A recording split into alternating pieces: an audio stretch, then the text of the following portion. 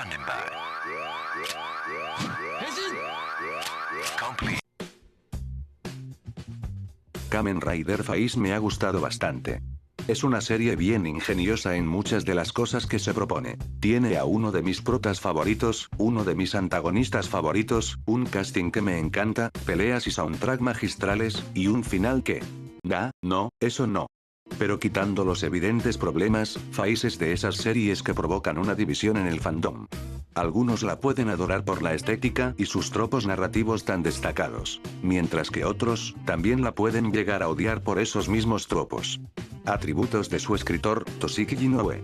Cosas como, acelerar muchos sucesos, introducir triángulos amorosos, dar más dudas que respuestas, o, lo que nos interesa en este video, crear protagonistas con una moralidad cuestionable, o directamente malévola. Esto último trae un montón de dudas. ¿Cómo se puede escribir a una mala persona? ¿Hasta qué punto esto está bien en la escritura? ¿Se puede sacar algo positivo de ellos? ¿Qué tan bien o mal podría salir? Para iniciar, dejemos en claro algo importante. Mala persona y mal personaje no son lo mismo. Puede haber un personaje que sea una escoria en todas sus características, pero que cuyo arco, presencia y decisiones están bien construidas y funcionan para la trama. Así como puede existir un personaje que pueda asemejarse a un buen sujeto, pero su participación va más en círculos y es más un estorbo que otra cosa. Algunos creen que el arte solo debería explayar la belleza y resaltar lo positivo, ignorando todo resto de negatividad. Pero no creo que sea tanto así. El deber del arte, más allá de resaltar belleza, es demostrar una realidad, con lo bueno y lo malo de por medio. Porque por más que nos duela, la maldad con toda su negatividad forma parte de los humanos, y si quitamos lo humano del arte, este se volvería solo un estupefaciente. Por eso estos personajes son muy importantes para comprender esta realidad, y saber cómo caminar en ella. Así como existen aquellos que nos inspiran a mejorar y a triunfar, hay otros que deben explayar lo opuesto, mostrándonos lo que no debemos ser y dónde terminaríamos si seguimos sus pasos. No soy un experto ni en narrativa, ni en escritura. Simplemente soy un televidente con aspiraciones a escritor, que, viendo de todo, sabe resaltar algunos patrones que podrían ayudar a escribir individuos con una personalidad orillada a la oscuridad. Y me gustaría que tomes estos consejos como lo que son, consejos, y no reglas a seguir. Porque el arte no debería ser visto como una ciencia, sino como una disciplina que refleja experiencias, y las mismas pueden ser variadas y distintas por cada persona. La única regla que sí creo que deberías conservar, es impedir que tu escritura termine propulsando mensajes erróneos, o hasta dañinos, para tus espectadores. Más adelante me extenderé en ello. Pues vamos a darle. Número 1. Hazlo divertido. Este es el más sencillo de todos, y sirve si lo que quieres hacer es una historia pochoclera de pura acción. Dale un buen diseño, mucho carisma, grandes momentos, y en general, haz que le sobre la facha. Eso hará que se conecte mejor con él, y lo será más si la historia no tiene muchas pretensiones que mostrar. Claro, debes saber diferenciar entre un personaje molesto para los que lo rodean, pero agradable para nosotros, con uno que es molesto en general. Si lo que buscas son más matices, para eso están los siguientes puntos. Número 2. Enfatiza bien en lo que expones. Con esto me refiero a que sepas muy bien desde el inicio lo que quieres hacer con tus personajes, ya que no deberías verlos como juguetes. Puedes moldearlos como mejor te apetezca, pero si quieres que se sientan auténticos, deberías seguir las propias reglas que vos mismo planteaste. Por eso cae muy mal cuando un personaje caracterizado por ser un gran sujeto, se termina volviendo un villano así de la nada. Otra cosa que anotar, es que, si escribes a un criminal de gran estilo, que siempre se sale con la suya a pesar de sus fechorías, no puedes culpar a tu público por idolatrarlo. La culpa es tuya por no estar decidido sobre qué hacer con tu personaje. Claro, existen casos donde es el público el culpable de interpretar la obra para el ojete. Y no hay mejor ejemplo que el de Walter White. Admito que yo también era de los que creían que Breaking Bad era la historia de un buen hombre pasando a la oscuridad. Pero cuando creces, te das cuenta que ni es el caso. Breaking Bad es la historia de un sujeto patético convirtiéndose en un sociópata. Hay gente que le gusta pensar que Walter sí pensaba en su familia y lo daba todo por ellos, usando esta escena entre Walt y Gus para dar su punto como válido. Cuando lo que vemos aquí, es a Gus manipulando a Walter para ponerlo a chambear, apelando a su ego y a sus emociones. Esto me dice que Gus es tan buen manipulador, que no solo ha engañado a Walt, sino también al propio público. No tengo problema con que se debata la moralidad de un personaje, siempre y cuando sea la obra que lo permita. Número 3. Empatiza con su contexto. Según Inoue, el mal nace desde el propio deseo de los humanos, porque éste tiene su propio dolor. Con esto se apela al hecho de que no somos perfectos, y que todos mantenemos un lado oscuro, sea en menor o en mayor grado. Y se vuelve intrigante pensar que situaciones pueden llevar a la creación de un individuo destructivo.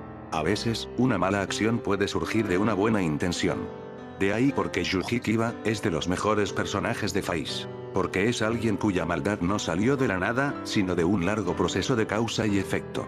Una persona apegada a la tragedia, que literalmente lo ha perdido todo. Su familia, identidad, amor. Alguien que vive con una lucha constante entre aceptar su identidad como monstruo, o no dejar escapar lo que le queda de humanidad. Oh, qué buena frase. Anótala, Mario Hugo. Mientras la serie avanza, su fe por los humanos se iría desgastando. Para que al final terminara sucumbiendo a sus instintos más siniestros. Cosa que, aunque no podamos justificar, si somos capaces de entenderlo por su enfoque en todo su trayecto. Y aquí es donde habría que poner un pero. Porque Inoue, si bien podrá ser muy bueno creando protagonistas grises, es un tanto flojo con los personajes de fondo. No hay mejor ejemplo que la familia de Yuka, quienes la tratan como la peor mierda posible. El por qué, vaya a saber uno. Literalmente la tratan mal solo porque sí. No hay una explicación clara del maltrato, y termina recayendo en un victimismo barato. Como si saliera de un capítulo de La Rosa de Guadalupe. Un modelo positivo de esto, se ve en la serie de Arcane. Con un cast lleno de personajes que han cometido desde acciones cuestionables, hasta inhumanas. Pero su historia no lo muestra como una lucha de buenos y malos, sino como un conflicto entre personas que dan lo suyo para sobrevivir, o para hacerse respetar. Sus acciones siguen siendo malas, no hay duda de ello, pero siempre hay un porqué detrás. Lo que llevó a Powder a convertirse en Jinx, por ejemplo, fue provocado por una acción impulsiva de su hermana. Pero ella no lo hizo por malicia, fue por una explosión emocional en uno de los peores momentos de su vida. Vaya, acababa de perderlo todo de un segundo al otro, y al toparse con la responsable, era obvio que actuaría de esa manera. Otro caso es el de Jace, que, viéndolo desde afuera, proponer la expulsión de su propio mentor, que siempre veló por él, puede verse como algo nefasto, porque lo es. Pero si tomamos en cuenta que lo hizo para acceder a las medidas científicas que podrían salvar la vida de su amigo, somos capaces de entender por qué ha tomado dicha acción. Después de todo, la desesperación puede llevarnos a tomar malas decisiones. Incluso Silco podría servirnos para explicar esto. Aun cuando es el villano de la serie, nunca es demonizado hasta el ridículo. Todas sus malacias son propulsadas por una necesidad de respeto, para él, y para su gente. Estaba cansado de ver el lugar donde creció ser empapado en la miseria, mientras que a Piltover, la ciudad rival, parecía no importarle. Y esto se abastece gracias a la excelente exploración que da la serie sobre ambos lugares. Esto no significa que lo que haga Silco esté bien, porque al final sus acciones terminan provocando más desigualdad que unión en Saun. Simplemente se entiende la causa del conflicto y los efectos que provoca en cada uno de ellos. Es por eso que me toca mucho los huevos leer cosas como, Jinx no hizo nada malo, Jinx es la heroína, Arcane es una historia mal contada, entre otras giladas. Jinx es un gran personaje, de los mejores construidos del programa. Pero que podamos comprender sus acciones, no las hace a estas completamente justificadas. Hay que evitar tapar el sol con un dedo. Número 4. Enfréntalo con gente de peor calaña.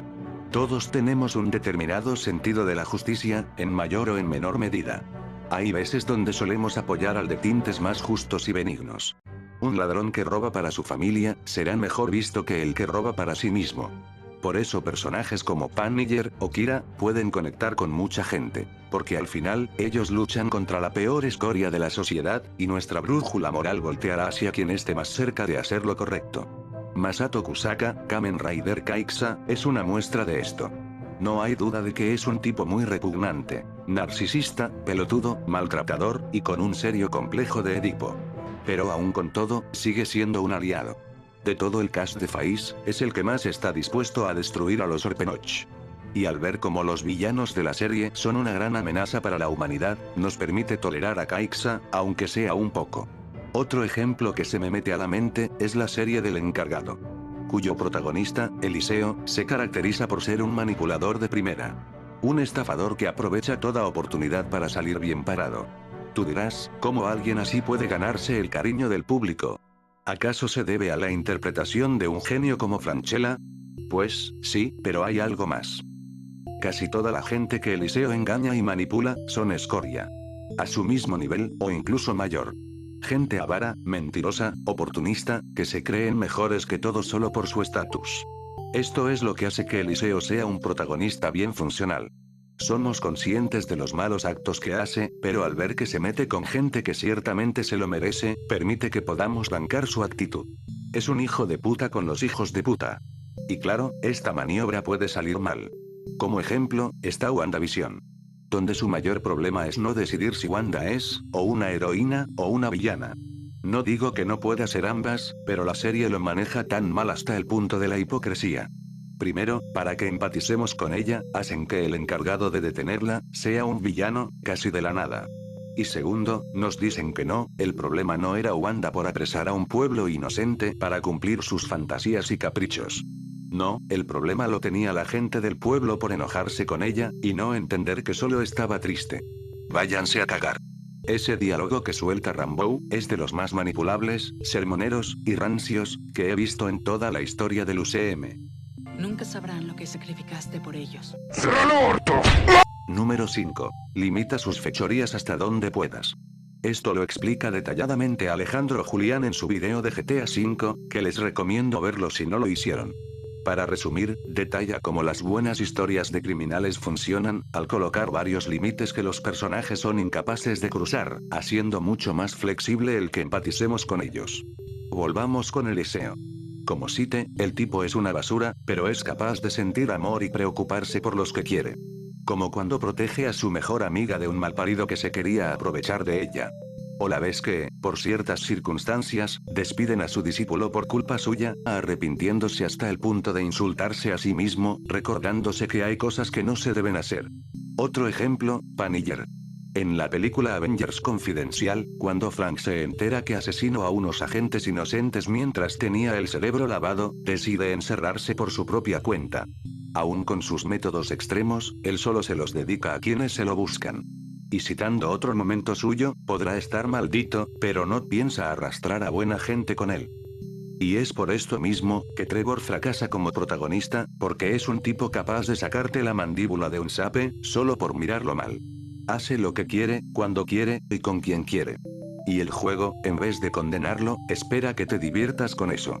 Con Carl y Tommy esto no pasaba tanto, porque, de nuevo, los hacían pelear contra escorias mayores, y podíamos conectar con ellos por su contexto.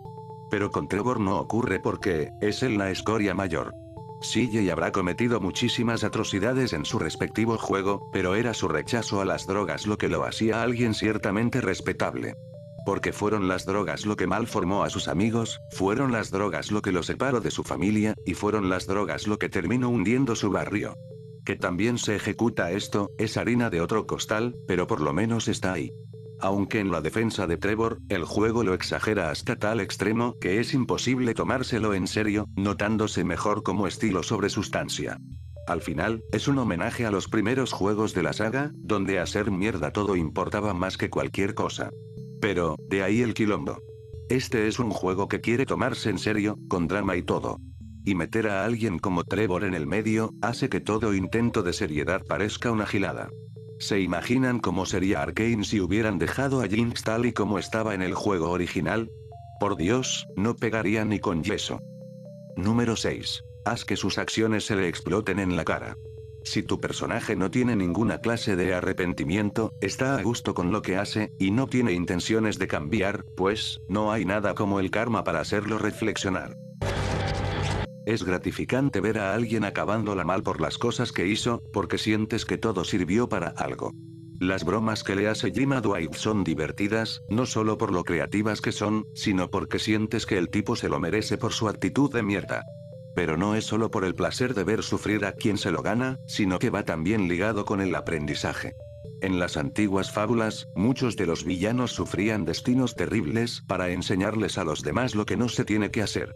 Vuelvo a Breaking Bad. Si eres de los que creen que solo es una serie de pura acción que alaba el crimen, te voy a proponer un pequeño ejercicio. Quiero que tomes a todos los personajes importantes de la serie, y me digas, sin mentir, quién de ellos tiene un final feliz. Exacto, nadie lo tiene. Todos terminan mal, sea por mano ajena o suya. Demostrando el peligro de meterse en el mundillo criminal. Y con Faiz, la muerte de Kusaka puede traer debate. Algunos argumentando que merecía algo peor. Pero para mí, es una conclusión adecuada para alguien como él. Abatido, despojado de su propia gloria, siendo su propio traje lo que le daría el tiro de gracia. Sin tener ni la oportunidad de soltar, aunque sea, unas últimas palabras. Muriendo como lo que siempre ha sido, una farsa. Por eso muchos pensamos que el final B del GTA V es la conclusión correcta para la historia.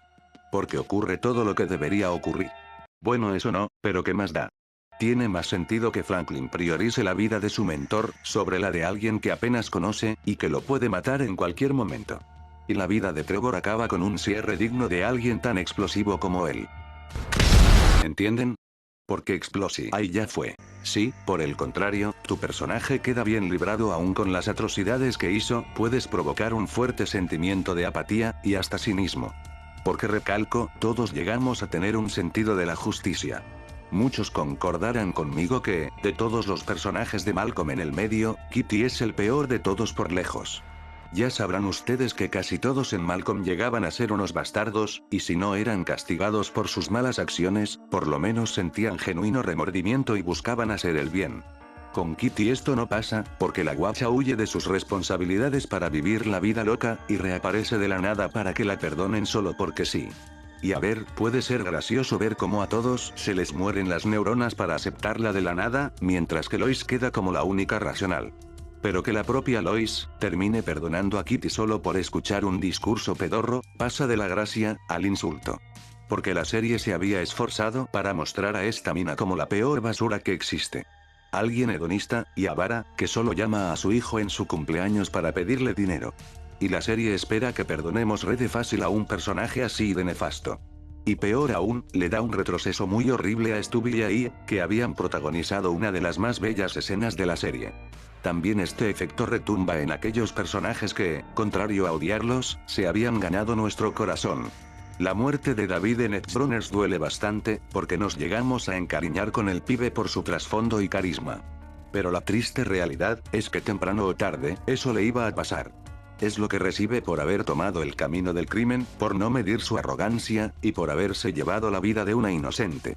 Aunque al menos, pudo darlo todo para salvar al amor de su vida, y salirse de este mundo como un hombre, y no como un monstruo. Número 7 y final. Los extremos no se tocan. Esta parte va dedicada sobre cuestiones de ética, más que de narrativa. Uno debe tener cuidado con lo que escribe y cómo lo escribe, porque corre el riesgo de propulsar malos mensajes. A diferencia del resto de sugerencias, donde puedes desarrollar variables según tu preferencia, es esta la única regla que creo que deberías seguir al pie de la letra. Porque si hay algo peor que una historia mal contada, es una historia mal contada con una mala moraleja. Por todo el camino de este video nos fuimos topando con algunos ejemplos. Como que está bien abusar de los demás para cumplir nuestros sueños, que es correcto perdonar a una basura sin que se lo gane, y que es divertido ser una escoria absoluta. Pero por el momento, quisiera enfocarme en un personaje en específico. Y ese es, Troy Maxson. ¡Oh! Ya saben, el protagonista de Fences. Troy es tal cual, una paria social. Por muy honrado y trabajador que te pueda parecer, sigue siendo un tipo que se aprovecha de la infelicidad de los demás para llenar un hueco sin fondo. Saboteando la carrera de su hijo y engañando a su mujer sin ningún descaro. Un hombre afectado por una crianza abusiva, orillado a vivir una vida llena de miseria, racismo, y con nulas esperanzas para hacer fluir sus sueños. La película hace un gran trabajo planteando su contexto, con los motivos que lo hizo la persona que es. Pero para el final, todo se termina descarrilando horrendamente. El problema enorme de la película, es que no tiene ni puta idea de qué hacer con Troy. En una escena parece que llegó a una catarsis, entendiendo que hizo mal, y valorando lo verdaderamente bueno que le queda.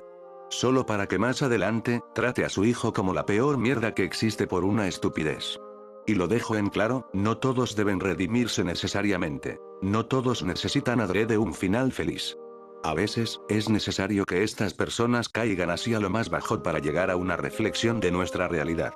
Si la historia de Troy hubiese concluido en una nota deprimente, habría cerrado de forma magnífica, dando a entender que, tristemente, hay personas tan rotas que no pueden ser salvadas. Si no damos lo nuestro para curarnos, lo único que encontraremos es la miseria.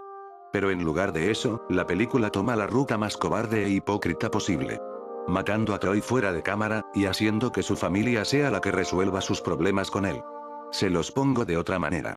El protagonista, el personaje que tiene mayor foco que el resto, no tiene una conclusión como tal. No resuelve sus problemas, ni cae presa de ellos, dejándolo en un limbo que solo deja un hueco gigante en toda la película. Si eso ya de por sí suena bastante mal, resulta que Troy, al final, sí era un buen padre después de todo, solo que nosotros no lo sabíamos. ¿Qué? Te quieren hacer creer a la fuerza que todo lo que hizo Troy sirvió para un bien. ¿Qué más da si le arruinó la carrera al hijo y lo sometió a una vida de maltrato? Al final lo convirtió en un hombre. ¿Qué importa que haya engañado a su mujer y que la menospreciara? Al final le dio 2 hijos y una casa donde pueda cantar. Y claro, para que alguien como Troy quede como un genio incomprendido, los personajes necesitan actuar como auténticos retrasados mentales para que la narrativa pueda funcionar. Rose, su esposa, literalmente diciendo que criara a su hija de la misma manera, demostrando que no ha aprendido nada, y que piensa honrar la memoria de un malparido que la había maltratado. Hace todo lo posible para defenderlo, siendo que escenas atrás, lo había mandado a cagar por ser un sujeto infumable. Esto no es desarrollar a tus personajes, es dar saltos a lo bestia y esperar que salga algo. Hacer un final deprimente es una cosa, pero hacer un final deprimente, disfrazado de final feliz, es mucho peor. Es deshonesto, y digno de un cara rota. ¿Cuál es el punto de todo esto? Que para hacerse hombre se debe renunciar a la felicidad. ¿Que está bien perder nuestra individualidad? ¿Que hay que conformarse con lo que hay y que no se puede pedir algo mejor? ¿Que hay que aceptar el maltrato como forma de amor? Entiendan que del odio no siempre sale algo bueno. Resentirte con los que te hirieron, no va a resolver tus problemas. Pero tampoco hay que irse al extremo opuesto de romantizar el abuso. Lo que pudo ser un relato excelente de una tragedia familiar, que trate de los ciclos viciosos y los traumas generacionales, terminó siendo un producto mediocre que existe para que los viejitos boomers con olor a sobaco digan, miren, soy ese. Que sí, Denzel Washington la rompe en esta peli, pero no es suficiente. Una buena actuación nunca arreglará una mala escritura. A lo mucho solo lo hará más soportable. Y les aseguro que de no ser interpretado por él, el personaje sería más desagradable de lo que ya es. Compara esto con otro personaje que también puede ser considerado como una paria social, que también sufrió una infancia abusiva rodeada de la pobreza, que también se refugia de excesos para llenar un pozo sin fondo, que también fue un padre de mierda. Y que, también, fue interpretado por un excelente actor. Cliff Steele rejunta todo lo visto en el video y lo impulsa aún más, dando como resultado a uno de los personajes más completos que he visto en mi vida. Y sucede porque, Doom Patrol, trata su situación, y la del resto de sus amigos, con seriedad de inicio a fin. Y con seriedad, me refiero a que sus problemas, son tratados como problemas. Porque humor negro y bizarro sigue habiendo por montones. Todo lo que haces es enterrar tu miedo en algo que crees que puedes controlar. ¿Sabes quién más solía hacer eso? Escúchame, trapo mugroso. No te atrevas a decirlo. Tu papá. La serie es consciente de las cagadas de Cliff, y lo mete en un largo viaje lleno de introspección, dolor, y también, algo de sanación. Lo vemos caer y levantarse, mejorar sus relaciones y arruinar otras, comprendiendo qué fue lo que lo llevó a tomar un camino lleno de vicios y excesos. Para que al final, estuviera acorde con esos fantasmas del pasado, logrando un cambio natural y satisfactorio. Y sí, soy consciente de que es una comparación bastante pendeja. Uno viene de una serie, y otro de una película, obvio que uno saldrá más desarrollado que otro. Por no mencionar que los tonos y las temáticas son radicalmente distintas. Pero si los comparo, es porque aún con las diferencias, distingo ciertas analogías entre ellos. Y recalco, el tema con Troy no es de tiempo, sino de decisiones. Elimina el último acto, y buena parte de sus problemas desaparecen. Y distinto que con Fences, Doom Patrol jamás llega al extremo de justificar las acciones de Robotman. Es ahí donde nace el contraste. Si Cliff sirve como crítica para ponernos en situación, cuestionando nuestro entorno, decisiones, influencias, y las maneras en las que nos relacionamos, Troy es más como un consuelo de nuestras malas elecciones. Nos dice que no hace falta cambiar, hagamos lo que hagamos, moriremos como mártires, ¿qué más da que seamos basura? Pero me dejo de extender, ya tengo todo un video explicando por qué este filme me parece un fraude.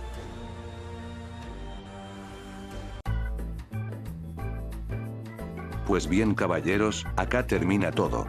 Lo vengo repitiendo, salvo la última línea, estas supuestas leyes no son más que consejos. Queda en ustedes si tomarlas o dejarlas. Al final, lo que va a definir la calidad de tus personajes, será tu práctica. No esperes crear tu Evangelion o Lego Batman en tu primer borrador. Anímate a cometer errores, y a caminar por esa larga escalera de la experiencia. Les deseo una atrasada Navidad y un próspero 2025. Soy Ruby Machine, y nos seguimos comunicando. Son estupideces. Manipulaste y destruiste la vida de unos extraños para tu maldito beneficio. Y ahora tienes la oportunidad de poder despedirte de tu hija y de pronto eres empático. ¡No te creo! Por Dios, olvidé con quién estoy hablando. Con el padre del año. Escucha, idiota. Al menos acepto mis errores. Solo dices puras tonterías, Cliff. ¿Sí lo sabías? ¿Cómo quieres que te recuerden al final de todo? Cuando tu última pieza oxidada que quede no sea reconocible. ¿Cómo quieres que tu hija te recuerde? Con todos mis defectos. Creo que eso te hace un mejor hombre que yo. Me arrebataste lo que más amaba, cada cosa. Y después de perderlo todo, lo último que tenía era odiarte. Y también te fuiste. ¿Ahora qué diablos quieres? ¿Qué me dices de Clara? Yo no merezco ser parte de su vida. No debes rendirte, Cliff. He caminado en esta roca olvidada de Dios por más de 100 años y aprendí una cosa, que hay pocas cosas de las que te recuperas. Y a veces necesitamos un empujón. Por esa razón envié el video a Clara. ¿Tú qué? Esperaba que eso les ayudara a resolver las cosas. Ayudarla con las docenas de preguntas sin respuestas. Y siendo bastante honesto, esperaba que resolviera las cosas entre nosotros dos. No hay una acción en este maldito universo que arregle las cosas entre nosotros. Pero... gracias.